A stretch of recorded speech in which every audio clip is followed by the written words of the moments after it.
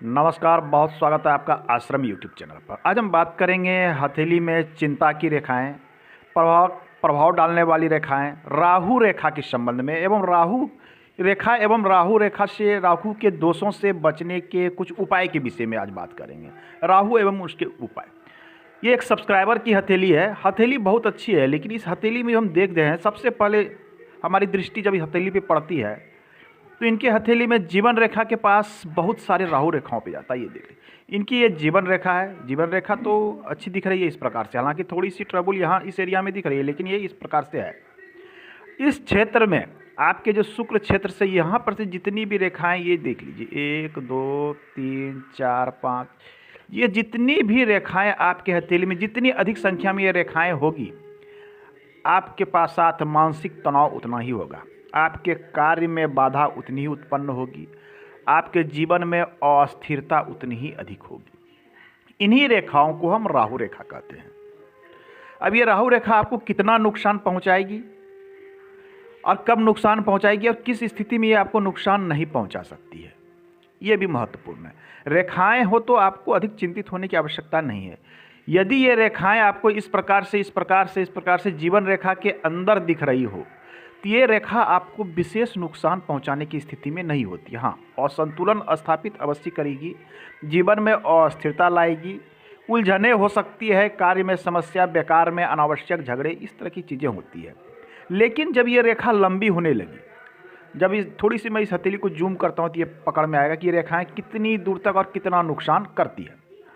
रेखाएं लंबी होने का अर्थ है कि यहाँ से निकले तो ये सबसे पहले देखिए, ये जीवन रेखा पर आके समाप्त हो गई। इसने यदि जीवन रेखा को छू दिया तो इसने समझ जाइए कि ये आपको नुकसान करना प्रारंभ कर देगा।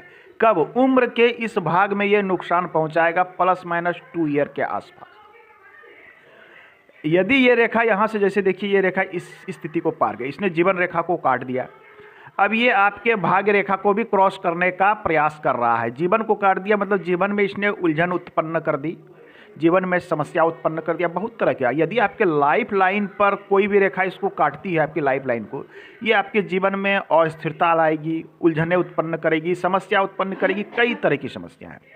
और ये राहु रेखा जो होती है, यदि बहुत छोटी छोटी रेखा है, छोटी छोटी रेखा कहने का मतलब है कोई इसे टच कर रहा है हल्का सा, या कोई हल्का पार कर रहा है, तो इसे हम छोटी रेखाएं मान के चलते हैं। ये रेखाएं कभी कभी काफ़ी लंबी होती है, बुध तक जाती है, सूर्य को काट देती है, उसकी भी बातें करेंगे। यदि छोटी छोटी रेखाएं हैं तो इसका अर्थ ये निकलता है कि आपके उन्नति में, प्रगति में, या जीवन में आगे बढ़ने में आपके अपने लोगों का कुछ ना कुछ अवरोध है। मतलब आपके कुछ नज़दीकी लोग हैं जो आपके साथ समस्या उत्पन्न कर रहे हैं।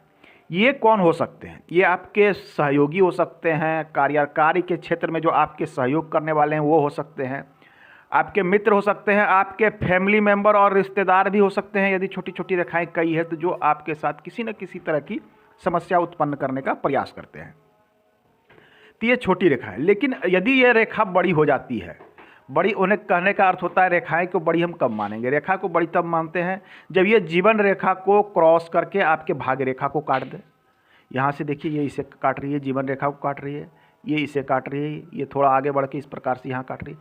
तो ये रेखा, कभी कभी ये रेखा काफ़ी बड़ी हो जाती है, आपकी मस्तिष्क रेखा को काट देती है, आपकी हृदय रेखा को भी काट देती है। तो ये रेखा जितनी मजबूत और जितनी गहरी होगी, समस्याएं उतनी बड़ी हो जाएगी। इसके कुछ प्रभाव, जैसे इस हथेली में देख पा रहे हैं, इस सब्सक्राइबर की हथेली है, इसमें लगातार राहु रेखा का प्रभाव दिख रहा है। इसमें बहुत सारे पॉजिटिव चिन्ह हैं एवं निगेटिव चिन्ह, मैं सबकी बात करूंगा, लेकिन आज का अंक में हम सिर्फ राहु के विषय में बात करेंगे और राहु से संबंधित उपाय की बात। इसमें बहुत अच्छा पॉजिटिव चीज़, ये धन का त्रिकोण इनके हथेली में बन रहा है, धन का त्रिभुज बहुत ही अच्छा। सूर्य रेखा अच्छी स्थिति में है, शनि पे ऐसा लग रहा है कि एक मछली का भी निशान यहाँ बन रहा है, ये भी शुभ स्थिति है। गुरु पर भी कुछ शुभ चिन्ह दिख रहे हैं, ये भी अच्छी स्थिति में दिख रहा है। तो हथेली में बहुत सारे पॉजिटिव चिन्ह, एक व्यवसाय की भी रेखा हथेली में बिल्कुल स्पष्ट दिख रही है। तो आज के अंक में राहु की, तो राहु की सबसे पहले आप उम्र की गणना कर लें। इस हथेली पे यहाँ से यहाँ तक आप 100 वर्ष को मान लीजिए, उसके अनुसार इसमें उम्र की गणना कर लें। जैसे मान लिया जाए यहाँ तक लगभग 50 वर्ष आता है, यहाँ तक 25 वर्ष आता है, तो राहु का प्रभाव कब कब रहेगा? इस हथेली की बात करें तो इसमें राहु का प्रभाव लगातार दिख रहा है।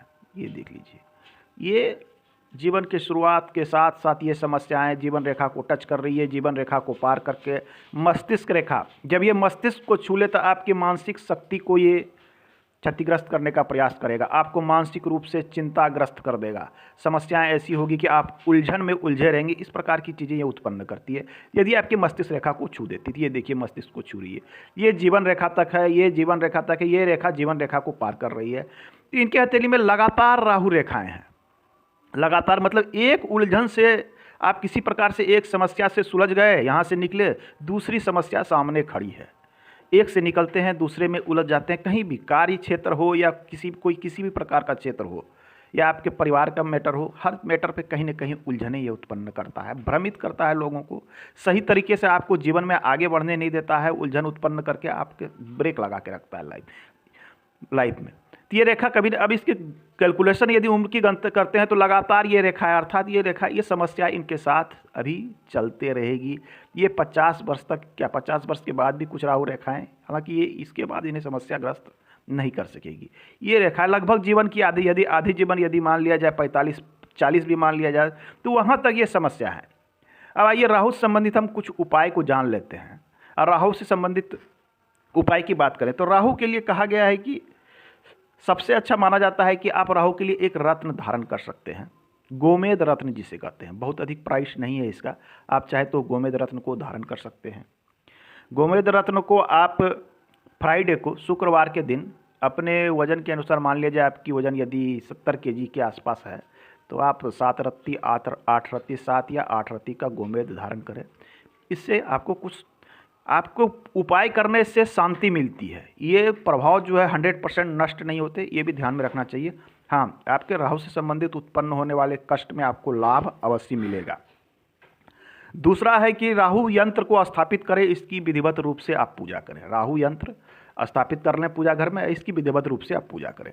दूसरा, तीसरा उपाय जो सरल उपाय मैं बता रहा हूँ, ये काफ़ी कॉम्प्लिकेटेड नहीं। तीसरा है कि आप प्रयास करें कि एक चांदी का कड़ा, जी हाँ, चांदी का कड़ा ले लें, उसे दाहिने हथेली में धारण करें। चांदी का कड़ा, यदि कड़ा धारण करते हैं ठीक नहीं तो चांदी का आप गले में एक चैन भी पहन सकते हैं, इससे भी राहु के दोष में आपको शांति मिलती है। और अन्य उपाय की करें तो आप एक प्रयास करें कि घर के आसपास यदि काला कुत्ता मिल जाए तो आप नियमित रूप से उसे कुछ न कुछ भोजन के रूप में अवश्य दें। ब्लैक डॉग को, काले कुत्ते का भी सेवा करने से राहु के दोष में शांति मिलती है। राहु से संबंधित बीज मंत्र का आप पाठ भी कर सकते हैं। आपके अगल बगल या घर में भी आप चाहें तो नियमित रूप से भोलेनाथ की या शिवलिंग की पूजा आप नियमित रूप से करें, शिवलिंग पर जल अर्पण करें, तो राहु से संबंधित बहुत सारी समस्याएं, छोटी छोटी समस्याएं तो खुद ब खुद समाप्त हो जाएगी। और साथ में अपने आचार विचार को अच्छे रखें। जैसे आचार विचार कहने का अर्थ होता है कि किसी प्रकार के गलत कार्यों में संलग्न न रहें। ऐसा नहीं कि आप नशा कर रहे हैं तो इन चीज़ों से दूर रहें, गलत लोगों के संपर्क में हैं तो इन चीज़ों से दूर रहें। शराब पीते हैं, गलत लोगों के संपर्क में झूठ बोलते हैं या कुछ करते हैं तो इन सब चीज़ों से आप दूर रहें।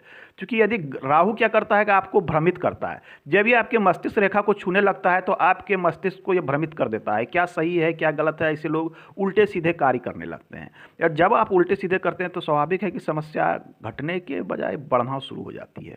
तो अपने आचार विचार अच्छे रखेंगे तो इसके प्रभाव भी आपको कम देखने को मिलेंगे। इस हथेली में बहुत सारी पॉजिटिव और नेगेटिव चिन्ह है जिसकी चर्चा हम अगले अंक में करेंगे। आज के अंक में इतना ही, मिलते हैं अगले अंक में। धन्यवाद।